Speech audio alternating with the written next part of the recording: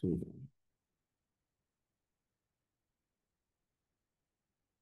Ini salah kayaknya nih. Sebentar.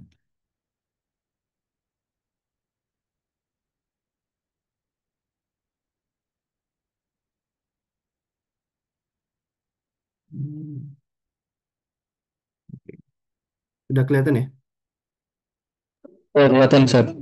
Oke. Assalamualaikum warahmatullahi wabarakatuh. Alhamdulillah, nahmaduhu wa nastaghfiruh wa na'udzu billahi min syururi anfusina wa min sayyiati a'malina. Man yahdihillahu fala mudilla lahu wa man yudlil fala hadiya lahu. Asyhadu an la ilaha illallah wahdahu la syarika lahu wa asyhadu anna Muhammadan abduhu wa rasuluhu la nabiyya ba'dah. Allahumma shalli wa sallim wa barik ala sayyidina Muhammad wa ala alihi wa sahbihi ajma'in wa ba'du. Eh, Kita mulai kajian ini dengan baca basmalah. Bismillahirrahmanirrahim. Eh, Alhamdulillah kita bisa bermuajah kembali ya di kajian kitab Al-Jawahir Al-Adiniyah Syarah Ad-Durr Al-Qudaymiyah fi Nazmi Al-Qawaid Al-Fiqhiyah karangan Syekh Labib Najib ya berkaitan dengan kaidah-kaidah fikih ya. Masih di pembahasan kaidah-kaidah cabang ya. Kita masuk ke kaidah Al-Qaidatu Tsalitsata Asyrata. Kaidah ke-13.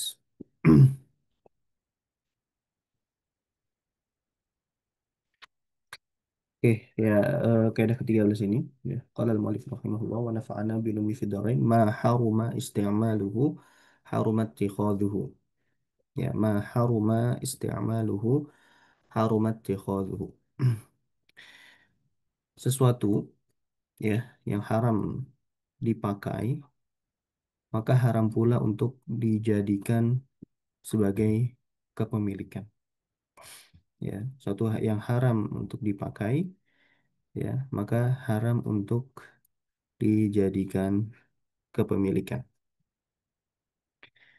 Baik. Ma'ana al-qaidah, arti dari kaidah ini, ay anna syai'a alladhi yahrumu 'alal muslimi isti'maluhu, bahwa sesuatu yang mana sesuatu itu haram bagi seorang muslim untuk menggunakannya, fa innahu yahrumu 'alaihi ittikhadhuhu wa iqtina'uhu, maka haram baginya pula ittikhadhuhu menjadikan itu sebagai satu kepemilikan, wa iqtina'uhu sama ya, ittikhadh sama iqtina itu menjadikan sesuatu itu kunyah ya, kepemilikan ya, kepemilikan. Kenapa? Karena li'anna dzalika dari'atun listi'malihi. Karena ketika kita menjadikan suatu barang yang haram untuk dipakai itu sebagai milik kita, ya, maka ketika kita sudah memiliki itu, maka kepemilikan itu ya, ini akan menyebabkan seseorang itu berpotensi untuk menggunakannya. Ya, ketika kita memiliki itu, maka itu berpotensi kita untuk apa? Menggunakannya. Oh, ya. Nah, dzariah ini kan artinya jalan, ya, atau potensi lah kita artikan, karena itu bisa berpotensi apa untuk menggunakannya. Nah,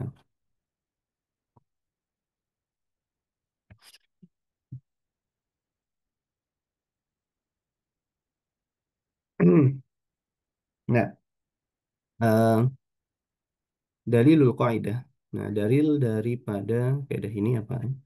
Ya, Nabi Sa'idin al-Khudri radhiyallahu anhu qala kana indana khamrun liyatim falamma nazalat al-ma'idatu sa'altu Rasulullah sallallahu alaihi wasallam anhu wa qultu innahu liyatim faqala ahriquhu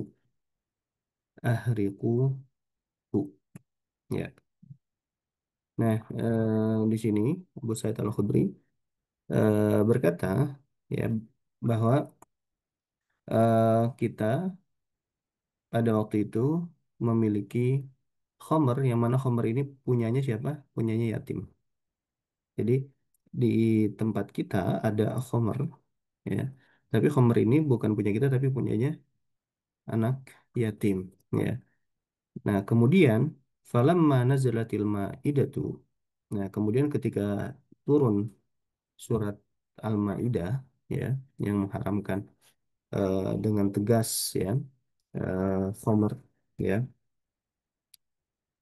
innamal khamru wal maisir wal azlam innamal khamru wal maisir wal azlam apa itu? Innamal khamru wal maisir wal azlam. Eh, Allahumma shalli alaihi wasallam. Rijsun min amali syaitan itu ya. Yang secara tegas ya.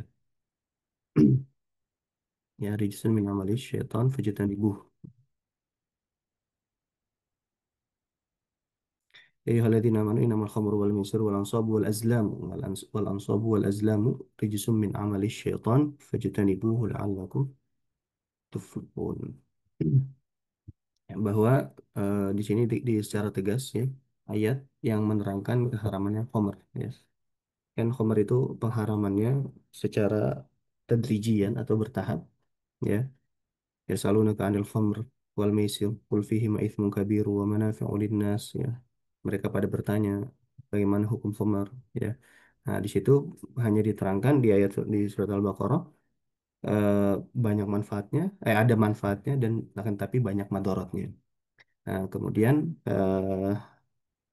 ada pengharaman tapi di sebagian keadaan ya. La taqrabu sholat wa antum sukara ya.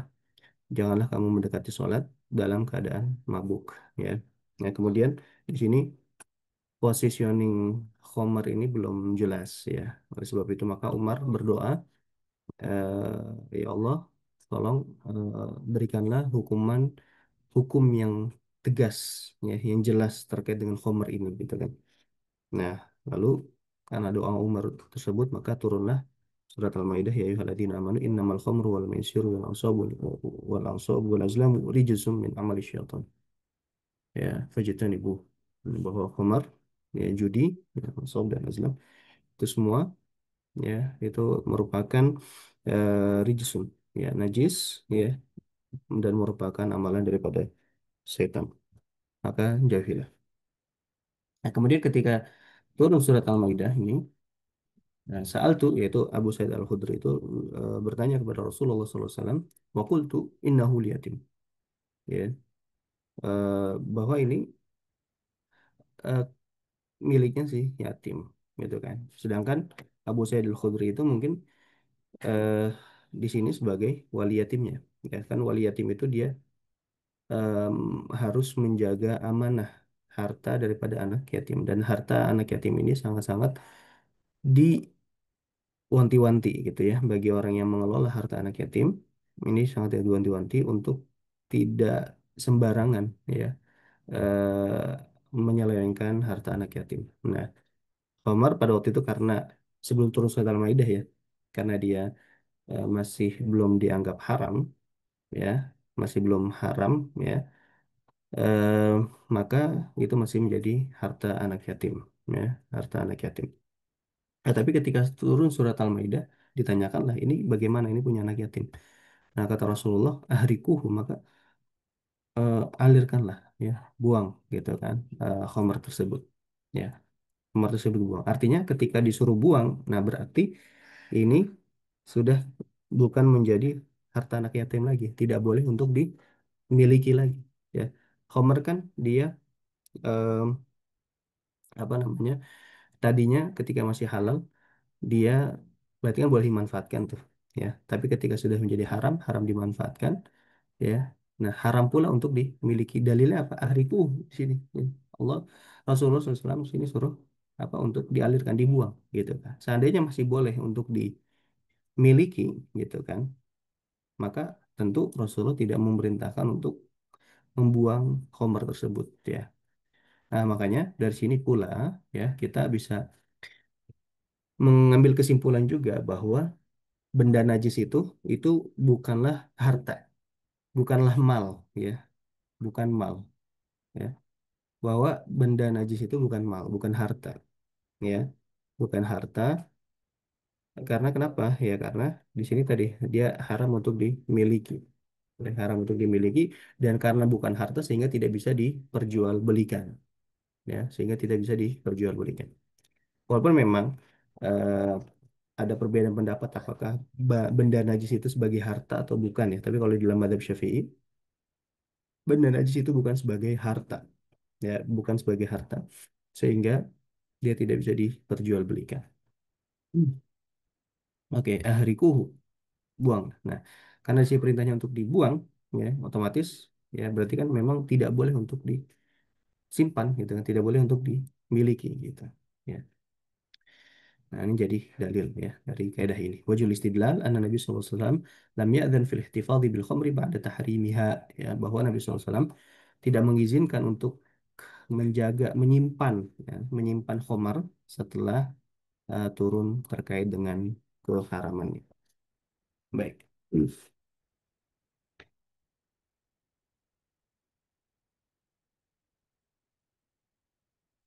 Nah, sini ada beberapa contoh dari kaidah ini ya. Yang pertama, ya, min tatbiqatil qaidah dari penerapan aplikasi dari kaidah ini, ya harum isti'malu aniyatiz zahabi wal fiddah, bahwa kita sama tahu haram menggunakan bejana emas maupun perak ya. Nah, oleh sebab itu karena kita haram untuk menggunakan bejana emas maupun perak ya, wa yahrumu aidan ittikhaduha 'ala al-ashah, maka kita haram pula untuk memilikinya ya, memiliki bejana emas ataupun perak ya.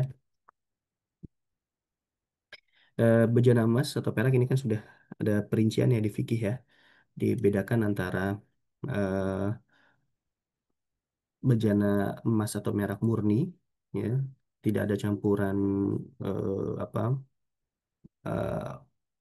bahan lain ya, atau emas dan peraknya itu sebagai hiasan ya, atau emas dan peraknya itu sebagai tambalan ya. Nah, ini ada rinciannya di dalam fikih ya. Nanti bisa merujuk kembali. Baik, kemudian yang kedua, yahrum ittikhadhu alatil ma'azif wal ihtifadhi biha kal mizmari li'annahu yahrum isti'maluha.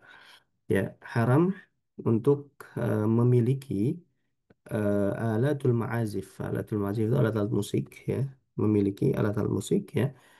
Wal ihtifadhu biha, dan haram untuk menyimpannya kal mizmar, seperti suling ya, seperti suling, li'annahu yahrum isti'maluha, karena haram untuk menggunakannya ya.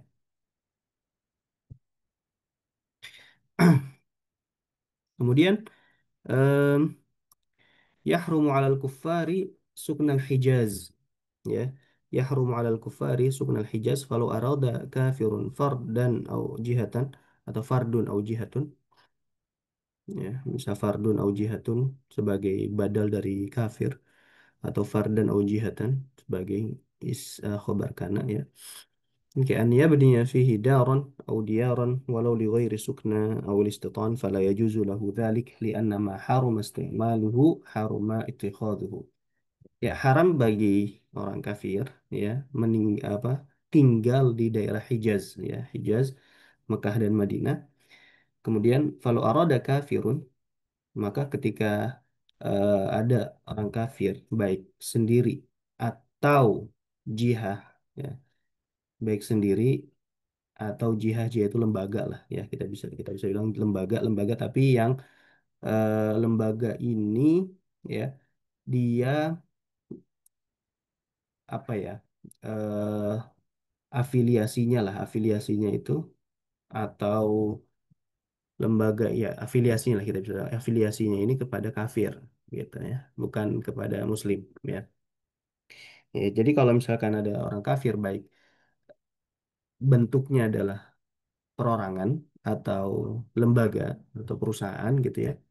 Nah, itu nggak boleh apa, ania beniya fihi daron, nggak boleh membangun apa, membangun rumah ya, membangun rumah audiar atau kampung ya, misalkan rumah satu atau dua gitu ya, atau diaron atau perkampungan gitu, rumahnya banyak gitu kan, atau apartemen misalkan kalau sekarang, atau perhotelan misalkan kalau sekarang ya, walau ligoiri sukna, walaupun bukan untuk tempat tinggal awilisiton atau tempat menetap, misalkan tadi untuk dijadikan sewa ya, tadi hotel.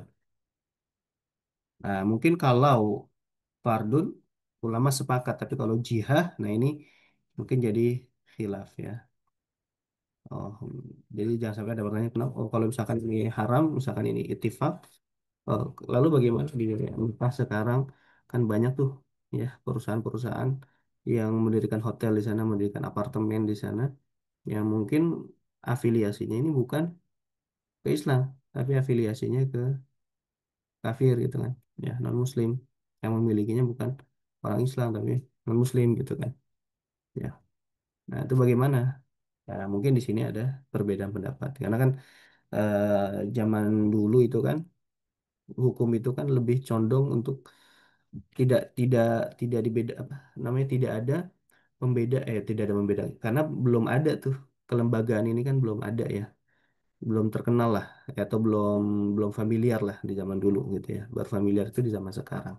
Makanya zaman sekarang ini kan ada yang dinamakan dengan asyakhsiyah al-i'tibariyah, ya asyakhsiyah al-i'tibariyah, syakhsiyah al-i'tibariyah. Apa itu asyakhsiyah al-i'tibariyah? Yaitu ya kita bisa sebut lembaga lah, ya lembaga ya yang ada bagian organisasinya, ya dari ketuanya, pembinanya maupun anggotanya.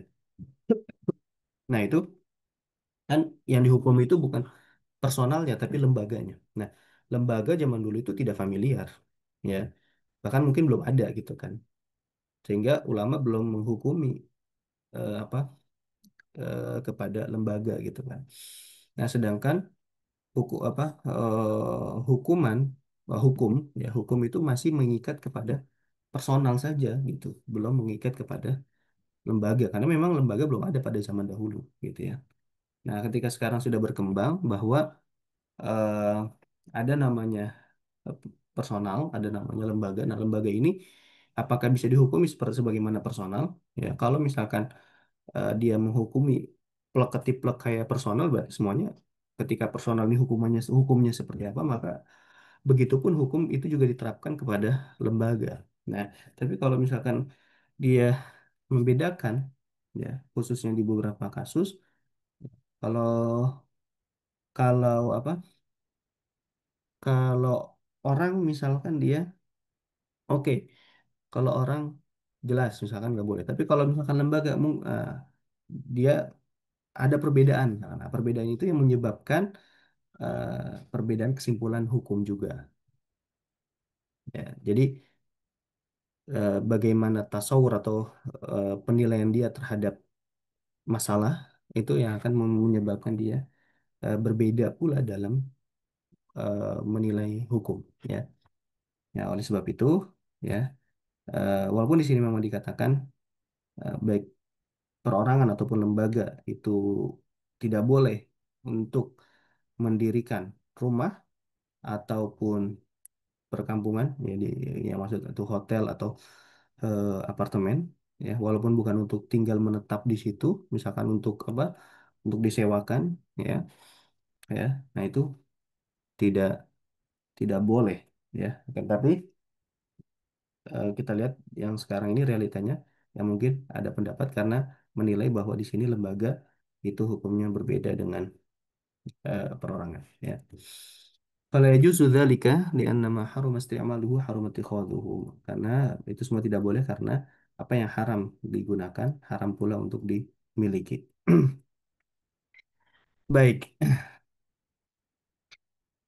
selanjutnya yahrum iqtina'ul majallat, ya, haram untuk eh, membeli, ya, atau memiliki juga, membeli atau memiliki al majallat, majalah-majalah allati tahtawi ala suwarin khali'ah, yang mana majalah-majalah tersebut dia mengandung unsur apa, gambar-gambar porno, ya gambar-gambar yang tidak senonoh, ya wa kullu wasilatin tu'inu 'alal ma'siyah, dan juga wa kulli wasilatin tu'inu 'alal ma'siyah, dan setiap media yang eh, apa membantu dia untuk melakukan kemaksiatan, ya. Eh, nah di sini kalau majalah, dan ini kan ada apa namanya wasilah mubasyir, ada wasilah wairu mubasyir. Ada wasilah yang langsung, ada wasilah yang tidak langsung. Ada media yang langsung, ada media yang tidak langsung. Misalkan media yang langsung, dan memang di situ unsur keharamannya itu sudah tampak jelas tadi seperti ya, majalah ya, majalah mohon maaf porno gitu misalkan ya. Nah, itu kan sudah jelas ya. Karena di situ dia langsung apa memberikan gambar apa ya, gambar-gambar atau misalkan ya intinya kemaksiatan itu jelas dan itu langsung gitu ya. Nah, adapun misalkan sarana-sarana yang secara tidak langsung tapi memang punya potensi ke arah sana ya, misalkan gadget ya, kemudian misalkan media sosial ya, media sosial. Nah, maka ini tidak bisa ketika dia punya dua mata pisau. Nah, ini tidak bisa langsung dihukumi ya, tidak bisa langsung dihukumi haram berdasarkan saddu dzari'ah. Ya, karena di sini ya dia tidak secara langsung ya, tidak secara langsung ada potensi lain, ada potensi kebaikan ya, ada potensi kebaikan di samping ada potensi keburukan. Karena ada dua mata pisau seperti itu, maka tidak bisa kita kasih kesimpulan bahwa itu juga haram sebagaimana em, majalah ya tadi ya. Kalau majalah kan ini karena dia langsung dia langsung ya, karena ketika dia memiliki otomatis dia langsung menikmati itu ya. Sedangkan kalau gadget ataupun misalkan media sosial ini kan dia punya dua mata pisau, ada potensi kebaikan dan juga ada potensi keburukan. Maka tidak bisa dengan alasan saddu dzari'ah kita mengharamkan menggunakan media sosial tersebut gitu kan. Apalagi di dalam madhab Syafi'i itu tidak dikenal saddu dzari'ah ya. Saddu dzari'ah atau mencegah potensi keburukan itu ini bukan menjadi dalil ya utama. Ya, khususnya tadi yang memang dzari'ahnya ini tidak langsung atau potensinya ini tidak langsung ya. Nah, contoh misalkan kalau misalkan kita yang disebutkan para ulama itu, apakah boleh kita menjual apa eh, alat perang gitu ya, alat perang ketika atau pisau lah, pisau misalkan ketika zaman fitnah. Ya. Pisau ketika zaman fitnah, fitnah artinya fitnah itu kondisinya itu pemerintahan itu sedang kacau sehingga banyak pemberontakan ya, pemberontakan kepada pemerintah. Nah, apakah kita boleh menjual pisau? Nah, di situ kan pisau ini bisa dipakai untuk rumah tangga, bisa juga dipakai untuk pemberontakan. Nah, karena ada dua potensi seperti itu, maka tidak bisa langsung dihukumi haram karena bisa jadi dia membelinya bukan untuk pemberontakan tapi untuk kebutuhan rumah tangga. Ya, nah begitu juga dengan ini ya. Makanya wakul wasilatin tu'inu alal maksiyah, dan setiap sarana yang membantu kepada kemaksiatan kita haram juga untuk membelinya, memilikinya. Yang dimaksud adalah media yang langsung, secara langsung. Ya, misalkan, nauzubillah min dzalik, ada yang langganan, eh, misalkan media tertentu, misalkan yang menggunakan langganan gitu ya, dalam tanda kutip. Nah, itu media tersebut menyediakan langganan untuk bermaksiat. Nah, itu barulah jelas keharamannya di situ. Adapun media yang tidak secara langsung, walaupun di dalamnya misalkan ada kemaksiatan di situ, nah itu tidak bisa langsung orang yang ikut serta di dalam media tersebut tidak langsung dijatuhi hukuman haram. Ya, oke. Saya kira jelas ya. Baik. Lian isti'malaha fi dzalika ghairu jaizin fakadzalika litighath. Ya, karena menggunakannya ya dalam hal tersebut, dalam hal kemaksiatan itu tidak boleh, otomatis juga tidak boleh untuk dimiliki. Wa mithluha kutubus sihri wa sya'wadzah. Dan semisalnya pula itu apa? Kitab-kitab sihir dan juga kitab-kitab perdukunan. Nah, kitab-kitab sihir dan juga kitab-kitab perdukunan ini, nah itu juga tidak boleh karena sihir itu sendiri kan haram. Maka wasilahnya apa? Wasilahnya ya kitab-kitab yang mengajarkan tentang sihir. Nah, yang mengajarkan tentang perdukunan. Nah, ini juga haram juga untuk dimiliki ya.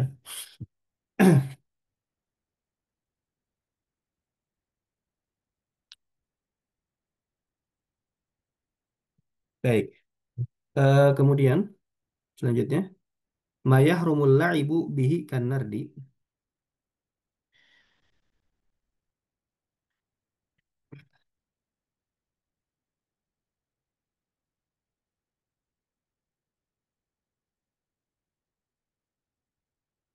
Ya, ma apa ma yahrumul la'ibu bihi kan nardi yahrum iqtina'uhu wal ihtifadhu bihi aidan. Ya.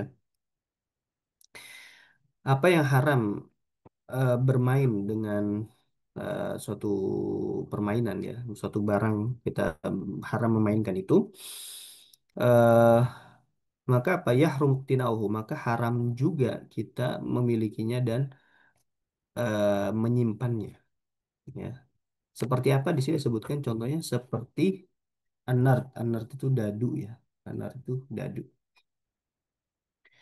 Karena hadisnya mala'iba bin nardi faqad asallaha wa rasulahu. Barang siapa yang main dengan dadu, maka dia telah bermaksiat kepada Allah dan Rasulnya. Ya. Hmm. Em, di sini ya kalau kita lihat penjelasan para ulama terkait dengan ilatnya atau sebab kenapa diharamkannya bermain dengan dadu ya. Bisa disebutkan li'anna dzalika mimma yulhi an dzikrillahi ta'ala ghaliban, bahwa itu termasuk yang melalaikan dari zikir pada Allah Subhanahu wa taala ya. Secara apa goliban itu biasanya ya, biasanya melalaikan zikir kepada Allah Subhanahu wa taala. Alinahu nau'un minal maisir yaqsudu bihal mubalaghah fi ma la manfaata fiha min amalid din walad dunia ya. Dan juga eh,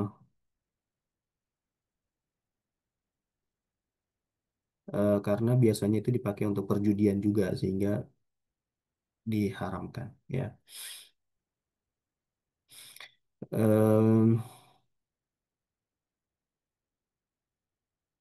nah, walaupun memang di sini ada perbedaan pendapat tuh. Ada yang mengharamkan karena tadi hadisnya memang mutlak ya, tidak menyatakan ilat sebenarnya. Ilat itu tadi itu ilatnya bukan mansusoh, bukan disebutkan di dalam hadis, tapi ilatnya itu mustanbatoh atau di apa namanya diambil atau dipahami oleh ya diistinbatkan oleh para ulama ya. Nah, jumhur ya mayoritas ulama menyatakan ini haram ya, jumhur ya, ini jumhur,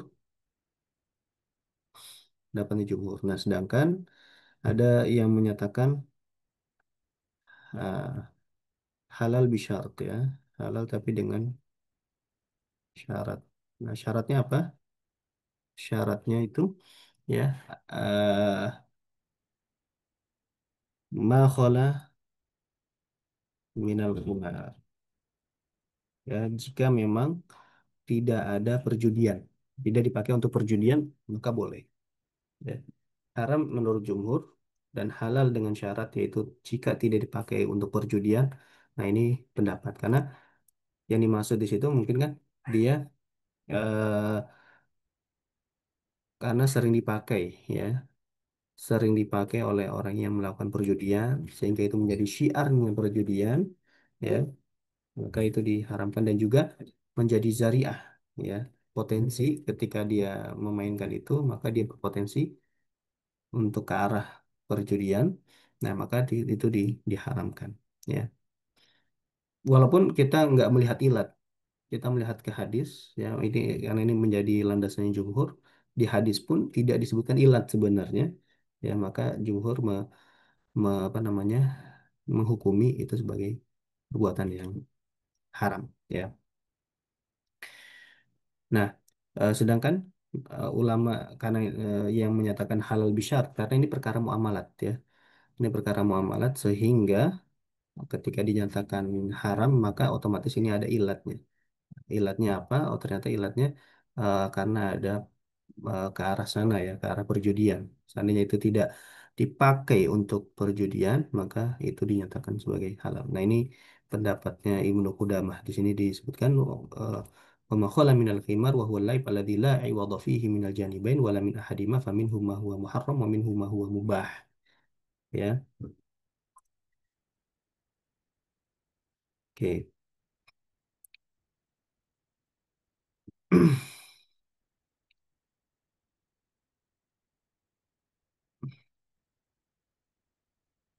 Baik. Nah, dari sini artinya ya, karena di sini ada perbedaan pendapat ya, apalagi di zaman sekarang ya, eh, kita mungkin bisa lebih soft ya, bahwa memang hadisnya menyatakan mutlak ya, tapi ternyata di sini ada ulama ada yang berpendapat eh, yang menyelisihi jumhur ya, menyelisihi jumhur sehingga ketika ada orang yang masih menggunakan misalkan dadu tadi ya, khususnya untuk games ya, misalkan apa, game untuk anak-anak gitu yang tidak berada berbau perjudian, atau misalkan untuk apa deh, kalau lagi ada, ya intinya untuk permainan anak-anak ya, untuk merefresh misalkan murid ya.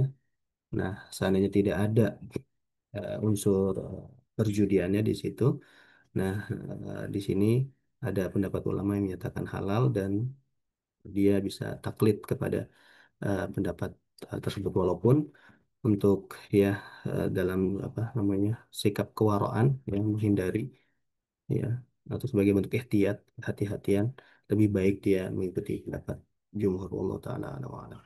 Baik, mungkin sampai sini dulu ya eh, kajian kita. Jika ditanyakan tafadhol, kalau tidak ada kita mungkin tutup.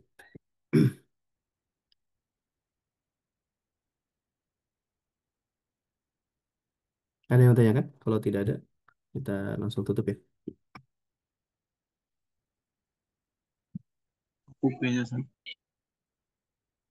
Ya, baik, kita akhiri membaca hamdalah dan majelis. Alhamdulillah, subhanakallahumma wa bihamdika asyhadu an la ilaha illa anta astaghfiruka. Assalamualaikum warahmatullahi wabarakatuh. Waalaikumsalam warahmatullahi wabarakatuh. Jazakallahu khairan. وعليكم السلام ورحمة الله. Waalaikumsalam.